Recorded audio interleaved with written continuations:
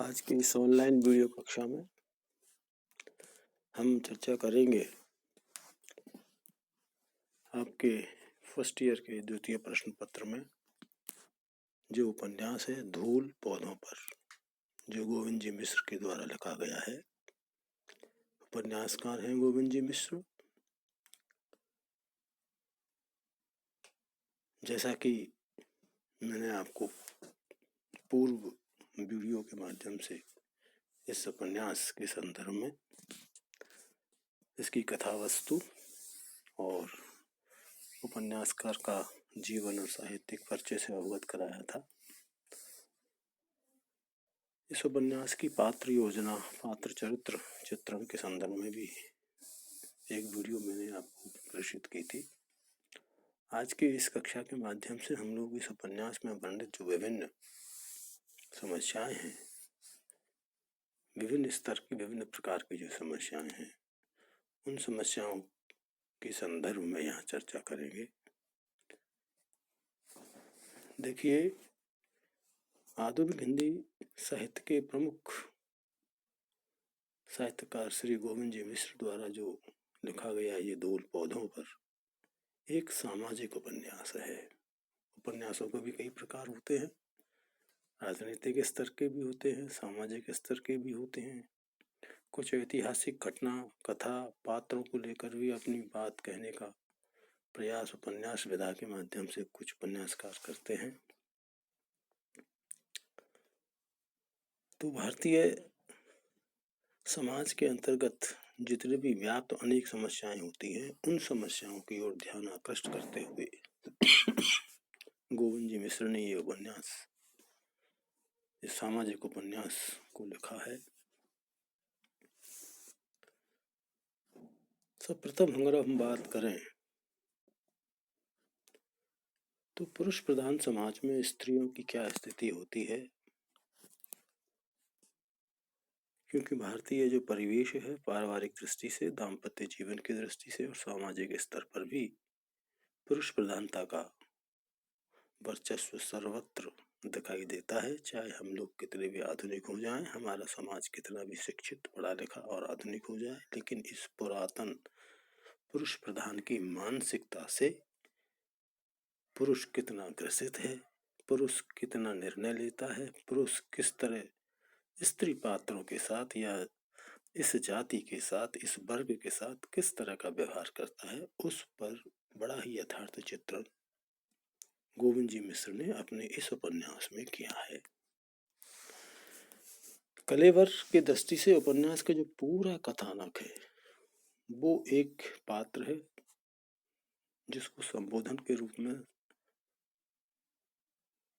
उनको सर्वनाम दिया है लड़की।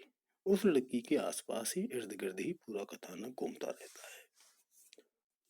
और लड़की जो है वह एक पिछड़े प्रांत के एक कस्बे में मध्यम वर्गीय परिवार से आती है, जहां कल तक औरतें अशिक्षित होती थी।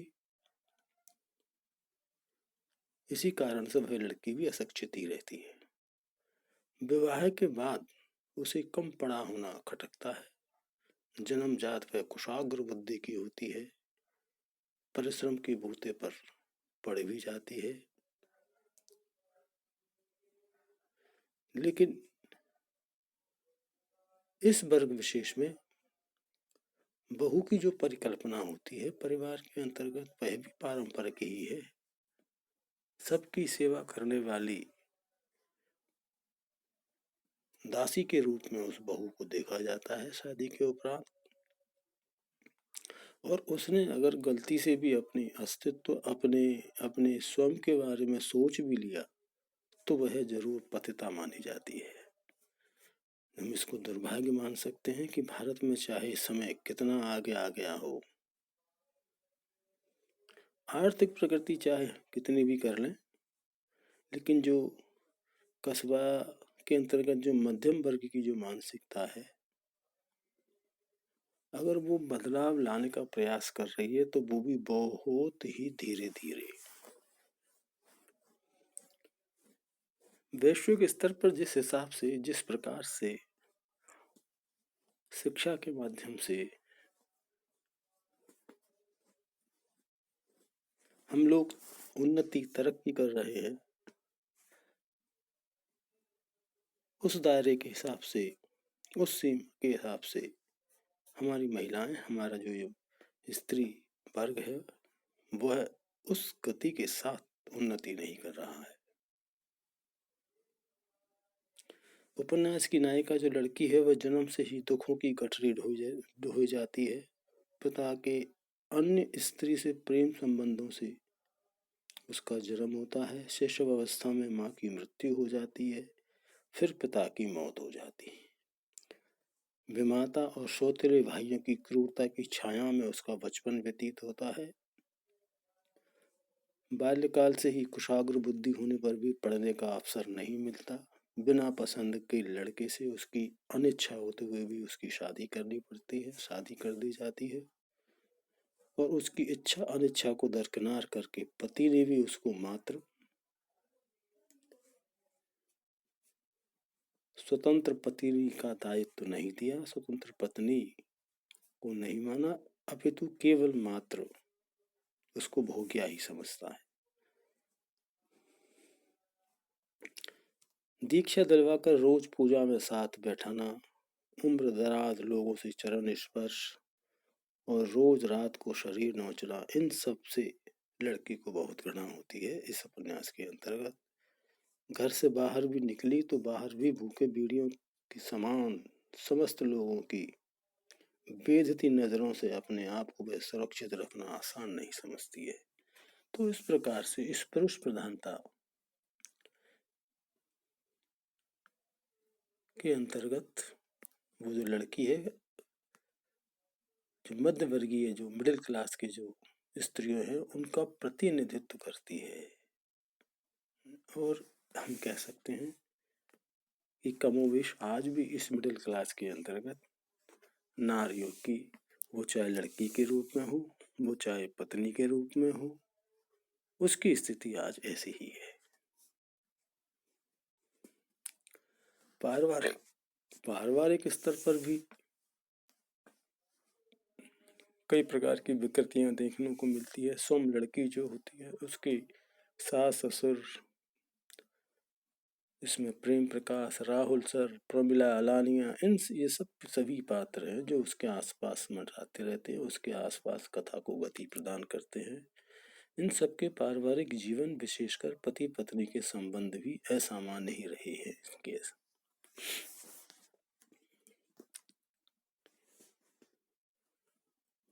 सामाजिक प्रतिष्ठा के रूप में ये विडंबना है कि प्रत्येक व्यक्ति प्राकृतिक जीवन जी रहा है, अपने यथार्थ से हटकर समाज में अपनी इज्जत और प्रतिष्ठा स्थापित करने के लिए कई प्रकार के कलुषित कर्म करके उसे प्राप्त करते हैं।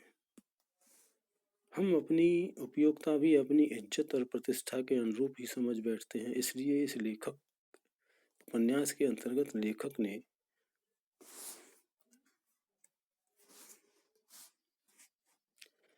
लेखक उपन्यास की शुरुआत में पढ़ाई और तैयारी के सालों को छोड़कर के जो कुछ अर्जित किया जाता है, उसी से पहचान बन पाती है, जबकि होना चाहिए था उल्टा।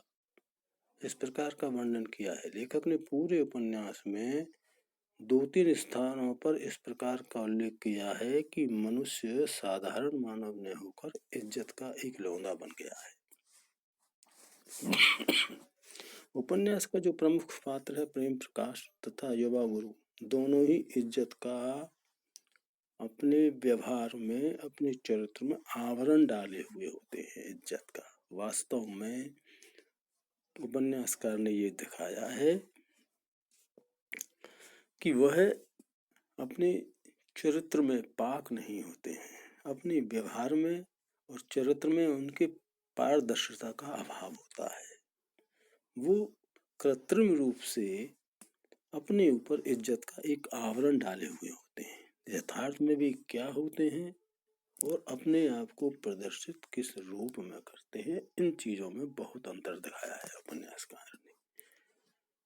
तो सामाजिक जो प्रतिष्ठा है, वह अच्छे कर्म, आदर्श सोच, आदर्श चरित्र, सहयोग की भावना, मानवीय गुणों से परिपूर्ण जब व्यक्तित्व होता है तब कहीं जाकर के इज्जत प्राप्त होती है, सामाजिक प्रतिष्ठा प्राप्त होती है। लेकिन मिडिल क्लास के अंतर्गत किस प्रकार दो गला चरित्र, दो प्रकार से चरित्र व्यवहार किया जाता है, उसको यहाँ पर यथार्थ रूप में उपन्यासकार ने प्रस्तुत किया है।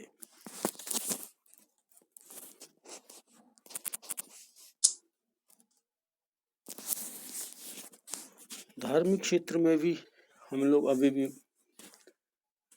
पिछड़े हुए ही साबित होते हैं, क्योंकि धार्मिक क्षेत्र के मामलों में हम अंधविश्वास की जो है हमारी जो ये व्यवस्थाएं हैं, इसमें अंधविश्वास का स्थान बहुत बहुत ज़्यादा अभी गहरा है, बहुत ऊंचा है। युवा गुरु जैसे पाखंडी होते हैं जिन्हें कोई ज्ञान ही नहीं है धर्म के क्षेत्र में, धर्म की बारीकियों को वह समझता ही नहीं है, क्योंकि धर्म तो आचरण से जुड़ा हुआ विषय है, लेकिन वह व्यभिचारी होता है, वह शराबी होता है। फिर भी लोग उसके झांसे में आ जाते हैं। झांसे में क्यों आते हैं? क्योंकि लोग अंधविश्वासी हैं। उसके बाह्य आवरण से प्रभावित होकर के उसकी जादुई बातों का प्रभाव इतना होता है अंधविश्वास के कारण यहाँ के भक्तों पर, यहाँ के व्यक्तियों पर, कि वो उसकी मुट्ठी में कसते चले जाते हैं। उसके प्रभाव में अपने आप को अनायासी अंधविश्वासों के कारण वो अपने आप को फंसाते चले जाते हैं। विशेषकर स्त्री वर्गों की ओर यहाँ पर संकेत किया है उपन्यासकार ने। भारत में ऐसे जो ढोंगी स्वामी हैं उनकी संख्या आज हम लोग देख सकते हैं कि दिन पे दिन बढ़ती ही जा रही है। गली गली में ऐसे पाखंडी अपनी दुकान लगाकर बैठे हैं और धर्म के नाम पर बहुत सारे कुकर्म करते रहते हैं, लेकिन उनके प्रवचनों में, उनके संदेश में बड़ी बड़ी ऊंची ऊंची बातें देखने को और सुनने को मिलती हैं। तो इस तरह की यथार्थ चित्रण यहाँ पर धार्मिक क्षेत्र को लेकर के उपन्यास में ये सब कुछ दिखाई देता है।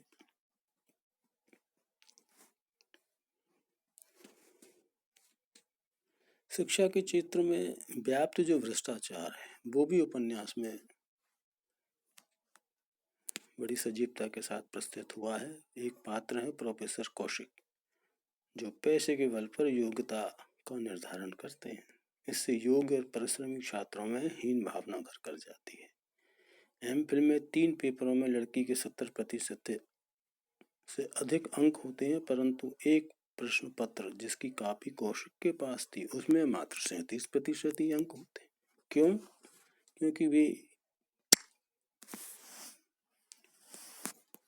करुणा पात्र से पहले ही कह चुके थे कि तुम यूनिवर्सिटी टॉप करोगी, और करुणा कौन है? रईस परिवार की होती है। वे कौशिक को पैसे दे करके अपनी डिग्री का, अपने अच्छे प्रतिशत अंकों का सौदा पहले ही कर लेती है। इसी प्रकार से जब पीएचडी के रजिस्ट्रेशन के समय भी मजबूर लड़की को कौशिक के अंडर में ही रजिस्ट्रेशन करवाना पड़ता है। प्रोफेसर कौशिक कक्षाओं के बाद अपने कमरे में बुलाते हैं, उसे देर तक बैठाए रखते हैं, किसी न किसी बहाने उसकी कलाई का स्पर्श करते बाहें पर उंगलियां फिराने लगते हैं। छुट्टी के दिन जब कौशिक के घर में कोई न हो तो उस लड़की को भी घर बुलाते और रसोई का, घर का काम करवाते। एक दिन तो उन्होंने खुला प्रस्ताव भी रख दिया। जब लड़की तिलमिला गई तो फिर कौशिक पैसे पर उतर आए और शोध प्रबंध जमा होने के 6-7 महीने तक भी कोई प्रतिक्रिया नहीं हुई। तो कौशिक को जब याद दिलाया गया तो उसने लंबा चौड़ा खर्चा बता दिया। पैसे पहले देने पर ही मौखिक परीक्षा के आयोजन करवाने की बात कही जाती है। इसी प्रकार से प्राइवेट कॉलेजों की स्थिति का भी इसमें यथार्थ चित्रण किया गया है। कॉलेज ही क्या, यहाँ तो प्राइवेट स्कूलों की भी वस्तु स्थिति को बहुत अच्छी तरीके से दिखाया गया है। स्कूलों का मालिक, जिनका स्वयं का शिक्षा से कोई लेना देना नहीं है, वे सिर्फ पैसा लगाना और कमाना ही जानते हैं। तो शिक्षा जैसे पवित्र कर्म को भी प्राइवेट एजुकेशन के रूप में एक धंधे की तरह देखा जाने लगा है आजकल। इन सब बारीकियों से शिक्षा के क्षेत्र में जो भ्रष्टाचार है, गलत आचरण है, सौदेबाजी है। इस सबसे बड़े ही यथार्थ रूप में यहाँ उपन्यासकार हमको परिचित कराता हुआ चलता है। एक समस्या और इसमें आती है, पुरुष वर्ग की विकृत मानसिकता जो स्पष्ट झलकती है। पुरुष वर्ग जो है वो स्त्री को भोग्या समझता है। युवा गुरु इसमें एक पात्र हैं जो स्पष्ट रूप से वासना की कीड़ी के रूप में हमारे सामने चित्रित होते हैं। यद्यपि एक प्रेम प्रकाश नाम का एक पात्र है, वो शिक्षित है, प्रतिष्ठित व्यक्ति है, लेकिन उसका भी आचरण लगभग वैसा ही होता है। इसी प्रकार से प्रोफेसर कौशिक भी शिक्षक के नाम पर धब्बा होते हैं जो अपनी छात्राओं का यौन उत्पीड़न करते हैं।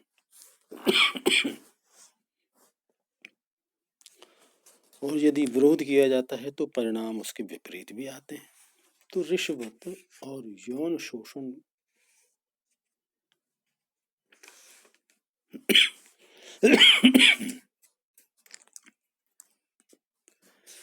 तो कहा जा सकता है कि रिश्वत और यौन शोषण एक शिक्षक द्वारा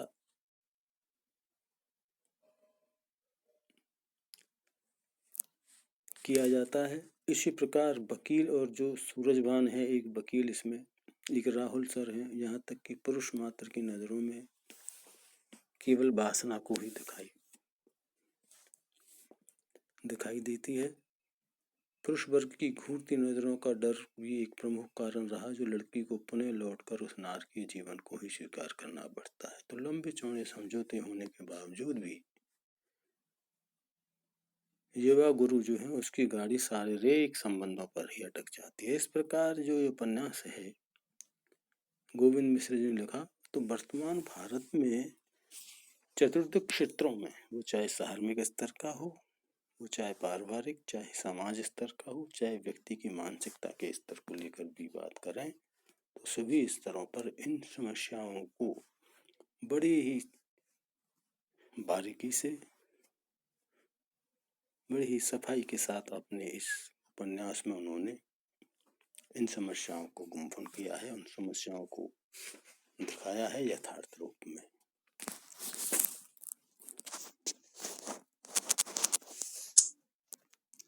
तो मैंने आज के इस वीडियो में धूल पौधों पर जो आपकी सेकंड पेपर में उपन्यास है, इस उपन्यास के माध्यम से जो समस्याएं हैं भारतीय समाज के अंतर्गत, उन सभी समस्याओं पर मैंने आपका ध्यान आकृष्ट करना चाहा है। उपन्यास जब आप पढ़ेंगे तो इन बिंदुओं को जो मैंने अभी बताए हैं इनको ध्यान रखेंगे तो निश्चित ही आपको उपन्यास को समझने में पढ़ते समय बहुत आसानी रहेगी, बहुत सहजता रहेगी। आज की इस ऑनलाइन वीडियो कक्षा में इतना ही। फिर हम एक नई वीडियो कक्षा के माध्यम से नए विषय को लेकर के फिर चर्चा करेंगे। तब तक के लिए धन्यवाद।